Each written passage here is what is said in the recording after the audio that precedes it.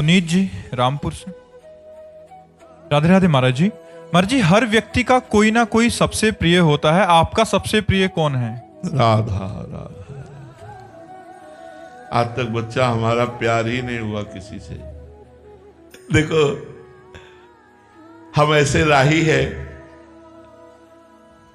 जिसमें अकेला ही जाना होता है। पीछे से सब जाएंगे लेकिन राह हमारी है अकेला। इसलिए बचपन से मैं निराश रहा हूं जगत से।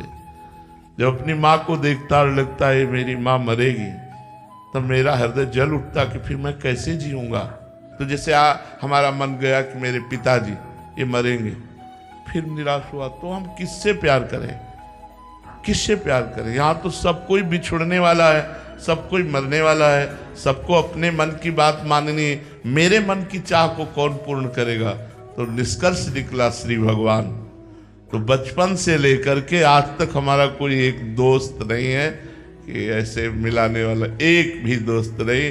अकेला जीवन व्यतीत करते करते भगवान ही संभालते हुए चले आए। जहाँ जहाँ हमारे कदम लड़खड़ाए वहाँ भगवान सहयोग दिए और हमको आगे बढ़ाए। तो हमारी प्रिय, तो हृदय की बात कहता हूँ, प्रिय शब्द तो सिर्फ राधा किशोरी के चरणों में है।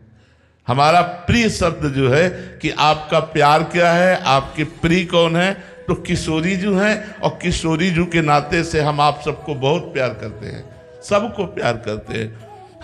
हमारी पहचान यही है सबके बीच में। हमारा नाम क्या है जानते हो?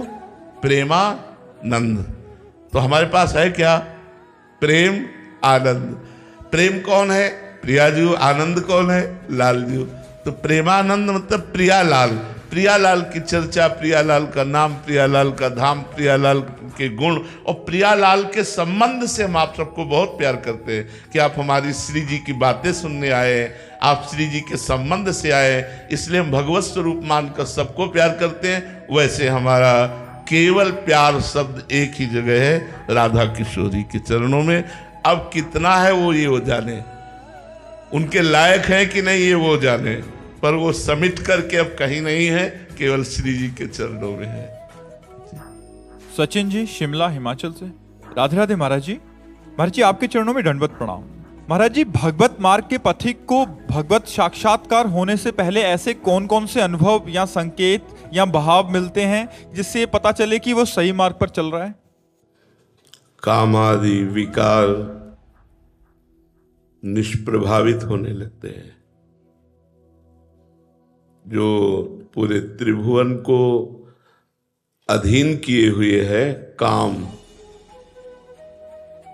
भक्त के हृदय में वो स्फुरित होता है और नष्ट हो जाता है। जब काम का आकर्षण, परिवार के मोह का आकर्षण, धन की महत्व बुद्धि, मान प्रतिष्ठा, ये सब शून्य लगने लगे, तो समझना चाहिए जो मैं नाम जप कर रहा हूँ, जो भगवत कथा वार्ता सुन रहा हूँ, सत्संग सुन रहा हूँ, अध्यात्म में चल रहा हूँ, उसका लाभ हमें मिल रहा है और हम उन्नति को प्राप्त हो रहे हैं। यदि विकार ग्रसित बुद्धि है, धन पर महत्व बुद्धि है, मान प्रतिष्ठा की चाह है, अभी भजन का रंग नहीं आया। भजन का रंग तभी माना जाता है जब इन विकारों पर विजय प्राप्त हो जाए। काम क्रोध मद मान न मोहा, लोभ न क्षोभ राग नहीं द्रोहा, जिनके कपट दंभ नहीं माया, तिनके हृदय बसहु रघुराया। जहाँ काम क्रोध अभिमान द्वेष राग ये सब नष्ट हो चुके हैं, शांत हृदय है, कोई चाह नहीं, एक अद्भुत आनंद, एक अद्भुत उमंगन, प्रतिपल यही कब मिलेंगे प्रभु, कब मिलेंगे प्रभु।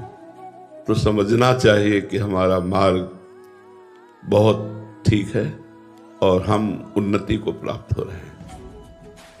अगर कंचन कामनी और कीर्ति में हमारी प्रियता है तो अभी भजन हमारा रंग नहीं लाया।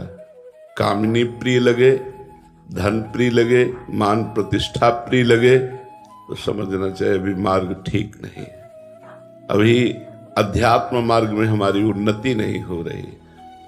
अध्यात्म मार्ग में उन्नति तभी मानी जाती है जब इन तीनों पर हमारी अनासक्त बुद्धि हो जाए, न कंचन में, न कामिनी में, न मान प्रतिष्ठा कीर्ति में। तब हमारा भजन सफल माना जाएगा। निरंतर भगवत स्मृति, विकारों पर विजय और मान मद आदि का त्याग। समझ पा रहे हैं आप?